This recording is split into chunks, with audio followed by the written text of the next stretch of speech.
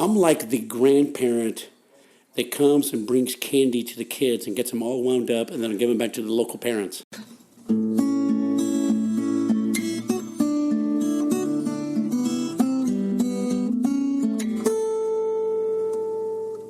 Welcome to the 256th installment of Ear to the Ground, the Land Stewardship Project's podcast on family farming, sustainable agriculture, local food systems, and local democracy. I'm Brian DeVore, editor of the Land Stewardship Letter. As that opening quote makes clear, soil health dynamo Ray Archuleta is very aware of the purpose he serves in the movement.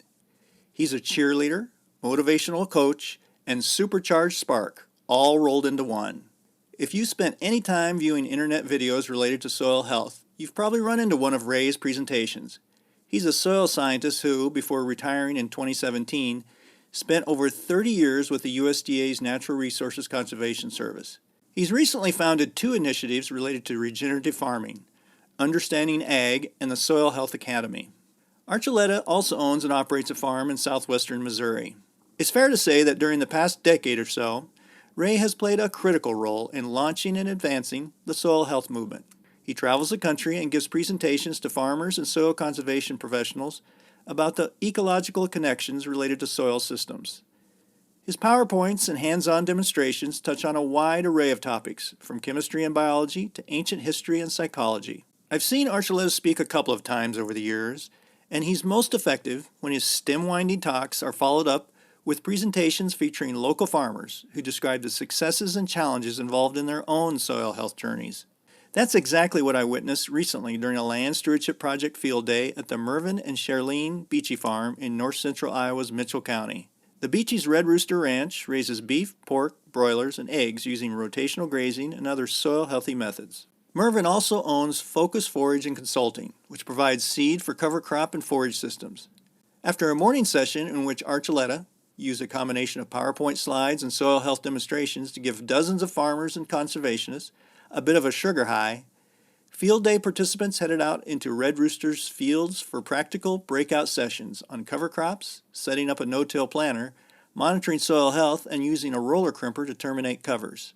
After the field day, I talked to Archuleta and Beachy about transforming all that excitement around building the soil biome into systems that can be profitably utilized on the land on a daily basis. Ray started out talking about why we need to differentiate between soil health and soil quality, the reasons why some farmers are resistant to change, and how, in his demonstrations, he seeks that all-important aha moment.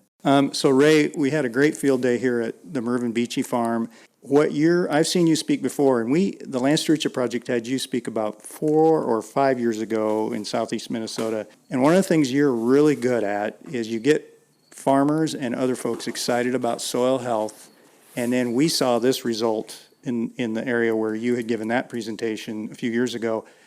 You start to see an uptick in cover cropping and in some of these other soil health practices as they start to connect with each other. Because after you're gone, you're not going to be there to help them the next year. I'm like the grandparent that comes and brings candy to the kids and gets them all wound up and then give them back to the local parents. That's a good way to put it. Yeah, exactly. And then the parents have to deal with it in the long term. Exactly. You have kind of been there a little bit from the beginning of what I'm calling kind of this soil health movement, as opposed to the soil quality movement and the soil conservation movement and all that. And I don't know if you roughly know when that kind of started. Yeah. But if you could talk about that, but also talk about where are we at right now since you first started talking about these things. Where are we at? And I know we still don't have as much cover crop land as we'd like and all, but where are we at in terms of knowledge and I guess some of the farmers that are showing up to your presentations as opposed to when you were first starting? And again, I don't know, how many years ago was it when really this kind of all got going? Well, Brian, I'm impressed with your memory because the soil quality movement started about 1995 with Michael Hubbs. He started going around the country and talk about soil parameters and stuff like that. Talked about soil biology, but it didn't infuse a lot of ecology in it. And then I took his position it was about 2004, 2005, moved to North Carolina, filled that slot, and I quickly changed the name to Soil Health. Because if you really listen to farmers, health gives more of a life. Quality is like you're buying a piece of upholstery or a car or a couch or something, non-entity part. And I didn't like that. And so it was always, to me, it was about health. But what really changed was the approach that I did it with the soil demonstrations, with the ecology infusion and the holistic thought process. The mimic nature resonated really, really well because it developed through time. But I would tell you the real hero of this whole movement was always the soil demonstrations, and together also with some great people like Gabe Brown and Jay Fuhrer and John Stick and some of these key critical people that mentored me and taught me. So it was a collective movement, and so it really took off. I would say around 2007, 2008, it just started to uptick, and it just got better and better all year. Well, and that brings up something I wanted to ask you about was the soil demonstrations. So you today did 3 demonstrations, four really. Can you just briefly describe, because those, I've heard other people say, even when you're not giving those, but similar ones going, oh, now I get it. Yeah. Can you just briefly say, and why those are so powerful? Well, the first one was my favorite one. It's called the Rain Simulator. What it is about 5 pans, about 1.25 inches thick, and they're about 12 by 18. What they are is you get a little suction. It's like a cookie cutter. You cut the soil undisturbed. So I usually get one from the forest, the pasture, kind of mimic the prairie system, either in a cropping and a no-till, and also sometimes I'll use a pan that reflects concrete or an impermeable surface. And so what we're trying to show is that a dysfunctional water cycle and how the water cycle is impacted. And so I show 4 ecosystem processes when I do this demonstration. I show how you're capturing sun and how water cycle and the nutrient cycle and biodiversity of organisms. All that is done with that demonstration, very powerful, and it shows how when you make it rain, how much water runs off and how much actually infiltrates. And it always shows the tilled and the heavy disturbed and overgrazed ones, water runs off. And same thing with concrete, the majority of the water runs off. That grabs the producer, then we flip the pan of the conventional and it's all dry. That just bothers people. The number 2 one is the slake test. The slake test was done, we knew about slaking a long time ago. It's called the aggregate stability or slake test. And what it does is you take a clod of soil, air dry, you drop it into a cylinder of water and it's air dry. A good healthy soil should hold its integrity. The water should fill in and the water fill in the pore space. A good healthy soil will never fall apart. It just holds together by the biotic glues created by fungi and bacteria. And the tilled one just explodes. So we use that one. Then another one I use is I'll put 2 clods, one of a healthy cover crop, no-till, and a regular conventional, and I'll squirt a water bottle on top of it, and just a little gentle force so you can see the water it dissolved. Mm-hmm. And the last demo I use is I take a container that's clear plastic and fill it with about a quarter filled with water, get a chunk of soil with all the water, the roots and all the clod, and dunk it. And then I try to remove all the soil, and then all of a sudden you'll see this water film. This film of carbon around this frothy material. And I say, producers, this is liquid sun. This is what feeds the microbes. This is what makes more zinc, more phosphorus, and all the minerals more available to your stream. Then it connects them. Mm-hmm. So I take them down a journey from the water cycle to why it fell apart and show them several parts. And then I said, okay, and how do we fix it? It's carbon flow. So those demonstrations are very powerful. I think that's a really good point because, they're not just 4 separate demonstrations showing the same thing. It's like you said, and that's part of your theme is everything's connected. Yes. The biggest things about working in ecology is understanding the connectedness of things, interconnectedness. Quantum physics teach that, theology teaches that, ecology teaches that. All is a collective whole. All those intimate webs of life, connectedness is huge. And then people say, well, why should I care about that? If you don't understand connectedness, you don't understand when you go out there with your tools, spray too much fertilizers, you sever those connections. You don't have those self-healing, self-organizing, regulating mechanisms working for you that keeps your soils healthy and keeps you away from the pests and the disease issues. Mm-hmm. That's why you need to understand connectedness. You got to be very careful how you use your tools. Yeah. One thing that really strikes me is you talk a little bit about in your presentations, but it's also something I can tell you're really mindful of, is the education process. Yeah. That has been studied, and we're seeing, particularly like the work Land Stewardship Project's doing, we've created a network of 800 farmers who are connecting with each other. Yeah. So we're really mindful of that education process, but can you talk a little bit about that? One thing I've learned, Brian, one of the things I've learned is that you're dealing with human beings and you're dealing with paradigms. They all have filters. We've all picked up filters. You picked them up. I picked them up from school, from my parents, my relatives, my uncles, my aunts, from the university, from your parents. You pick it from the local community. You pick up filters.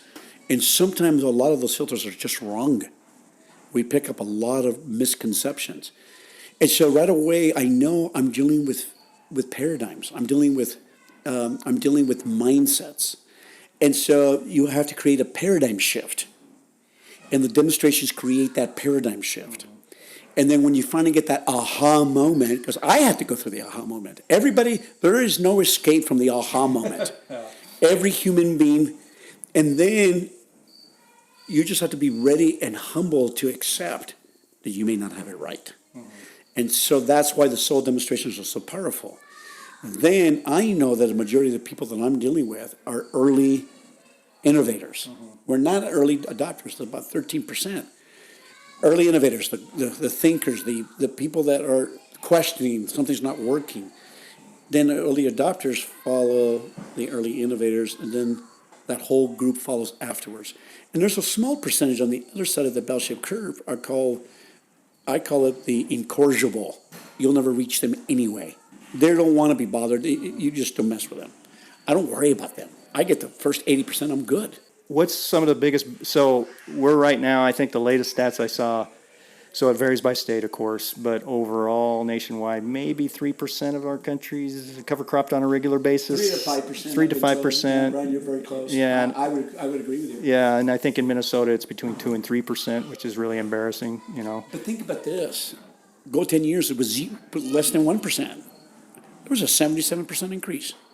It's grown. Yes, it's still the 3% of the land mass is 5% is not covered, but we're gaining. So I'm encouraged. So we take our little victory laps and go for it. And so it's continuing to grow, and it will continue to grow more and more. When you go give presentations and talk to farmers, and maybe you're not hearing so much from these farmers, but there's probably going to be farmers in the crowd who say, just isn't going to work here, or this isn't. What are some of the biggest barriers you're hearing farmers put up, saying that this is why I just simply can't adopt even a basic cover crop system? Brian, brutally honest, a lot of times is a lack of understanding and fear and social pressure. And let's talk the other variable, just plain laziness. I mean, come on, I'm human. I tell my wife I work on the law of conservation of energy. We all do that. It takes thinking, planning, scientific inquisitiveness and research. And being a good farmer, regenerative farmer, takes a lot of hard work. You have to manage, you have to think. Think about what farmers have to do. You have to be a mechanic, you have to be a hydrologist, you have to be an engineer, you have to be an agronomist, you have to be an ecologist, you have to be a CPA. Name me one thing you don't have to bring when you bring on the farm. Everything. So it's a tough position. It's not easy. There's a lot of things going against the producer that why they don't pick it up, and a lot of times I think it's just fear. Social pressure is brutal. Nobody wants to be thinking differently. That's where we're at. So we got a lot of things going against us. Farmers alone are by themselves in this whole thing, and farmers need to work more with others and build community. We're finding out the more you build these communities like Australia does, it helps a lot. Last statement. I tell farmers, don't do this on your own. You spend the rest of your life figuring it out. Work with 4 or 5 guys that think like you, that have nature as your goal. Then you work with them. Think about what you do. Mm-hmm. And everyone does a little bit of research project on their place, and they share it with the group. Now you took 5 years in 1 year. It's a 5-fold increase. Yeah. Community, the collective whole, working, criticizing, being with people that really think like you is power. Well, we're certainly seeing that today. Like you said, you gave them the candy to get them excited, but I'm seeing farmers talking to each other and talking about other field days they're going to have, and that farmers. You think it worked out, Brian? Yeah, I think that worked out, Oh, I yeah. think the most exciting thing, Brian, is when a producer said it was worth coming. The most precious thing you can give of yourself is your time. It's not money, it's of you. So if they come here and to listen, that says a lot. Mervyn Beachy is a prime example of a farmer who was inspired to begin his soil health journey by people like Ray Archuleta, and then, once he returned to his own farm, has relied on a combination of reading, workshops, and most importantly, networking with other farmers to put in place practical practices. As he told me, one can never minimize the importance of ongoing education.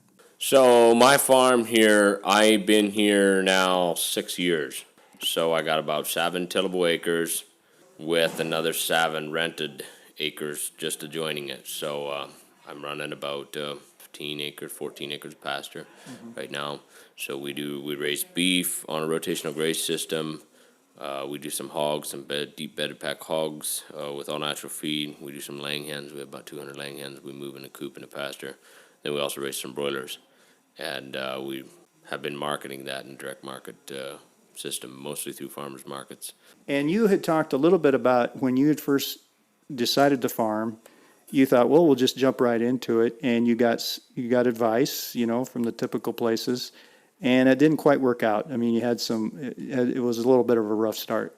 I started into the hog industry and the cattle and the goats and some things, and I was following the advice they were giving me. You got to calve early, you got to get bigger calves and all these things. Could have I made it work? Possibly, but it didn't work for me. Calving too early, having kids too early, we just had problems. And when I started seeing that and started switching things up and started mimicking the way nature does it, there's such a relaxing feeling to that, and just things take care of themselves. And that just totally turned my operation around, I feel. And one of the things, it sounds like there was a winter there where you went to was it the Kansas Soil Health Conference? And that really opened your eyes. I mean, I'm interested in what made you even travel that distance and spend that money in the first place. What was it that really prompted you? Probably what really prompted me on the Soil Health Conference was reading some books. Read Michael Pollan's book, The Omnivore's Dilemma. That had in about Joel Salatin, and we read some of Joel Salatin's book, the book You Can Farm. That gave us some ideas, and those books made comment about Gabe Brown and about Ray Archuleta. So I wanted to go to the Soil Health Conference the first time in Kansas. I seen Gabe Brown was a presenter, and so that's what got me there the first year. I really enjoyed it and felt like I learned a lot, came back home excited. The next year, I noticed that Ray Archuleta is presenting, and so I really wanted to go again. I went again the second time. That's where I met Ray the first time. But education, don't minimize education. I spent about $2,000 that one winter just on education. I went to the Soil Health Conference in Kansas, went to the Acres Conference in Minneapolis, went to the PFI Conference down in Ames. About a whole week altogether. Learned an awful lot. That's one thing I talked to Ray about, was this education process and this whole idea of there's kind of innovators out there, early innovators, early adopters, that kind of thing. But it sounds like these conferences, it probably, I assume, wasn't just the mainline speakers, the real exciting speakers like Ray. The way Ray puts it is he's the grandpa who comes in and gives everybody candy and then kind of walks out of the room, and people have to deal with how excited everyone is. But it must, I assume, also connections with other farmers must have been key. Yeah, I definitely thought of that too. There was a lot of other young farmers at the conferences that were also trying to do these things, and were just listen to some farmers give their story. I mean, not just Gabe Brown. It was just other farmers. Some of them were young farmers in a breakout session. Just giving their story of how they got to where they were. That really opened my eyes to a lot of things to see these people do it, and going down this path of thinking more regeneratively. I mean, I'm going to say I kind of got into it from financial, because I was in a financial bind. And now I see it as simply being a good steward of the land and of the resources we've been given. Where are you at now in your kind of process? You've been working with cover crops. You've got your cover crop business as well, and forage seed business. But where are you at with kind of I assume you've maybe set some goals down the road? Are you looking at farming more land this way, raising more livestock, or where are you at with that?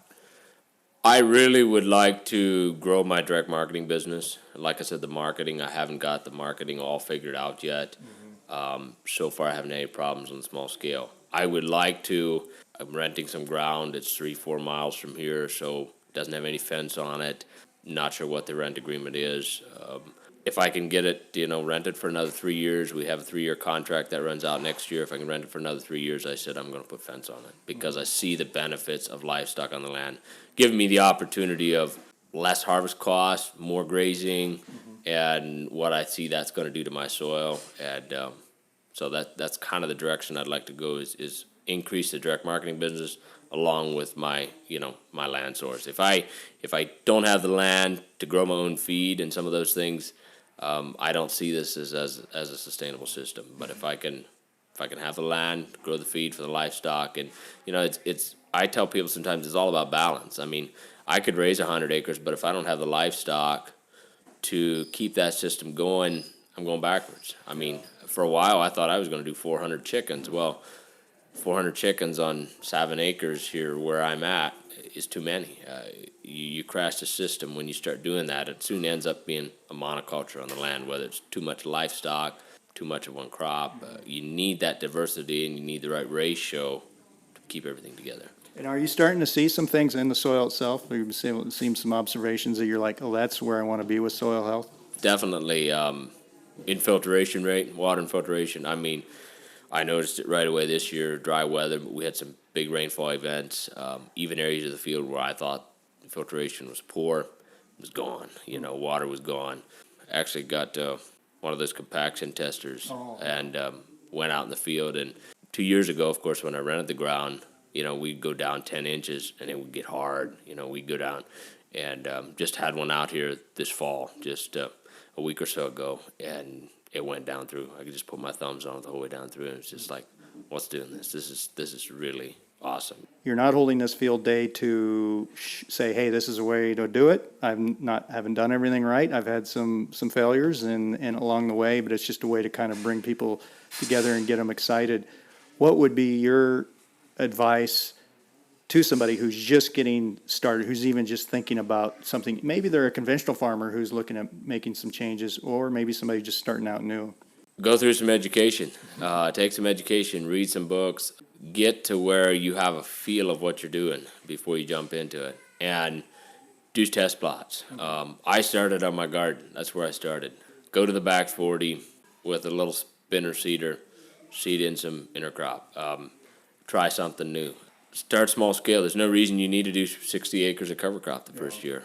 Plant a 10 by 10 plot. See what it does to the soil.